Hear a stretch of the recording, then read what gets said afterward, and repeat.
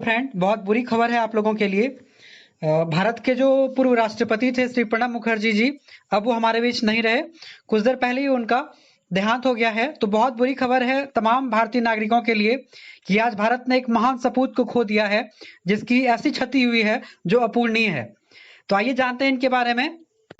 श्री प्रणब मुखर्जी का जन्म 1935 में वेस्ट बंगाल में हुआ था, वीरभूम नामक जिले में।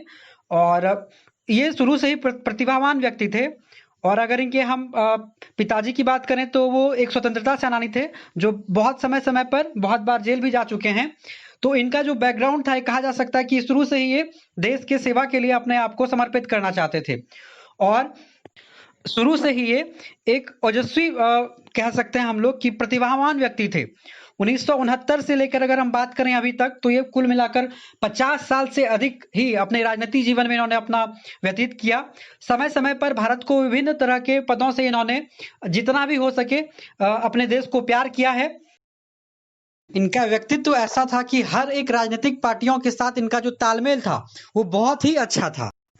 जैसे कि हमने आपको पहले भी बताया कि एक ओजस्वी वक्ता थे और विद्वान व्यक्ति थे। तो समय समय पर इनको बहुत सारा पुरस्कार से भी नवाजा गया है।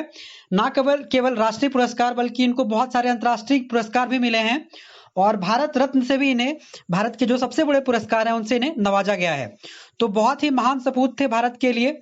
इनके बाद अगर बात करें हम, तो समय समय पे इन्होंने कई प्रकार के बैंक के, भारत में जितने भी बैंक हैं, कई प्रकार के बैंक के गठन के सदस्य भी रहे हैं। इसके अलावा अगर हम इनके बारे में बात करें तो इन्होंने संसाधनों का जो बंटवारा होता है राज्य में, ये आपको पता ही होगा।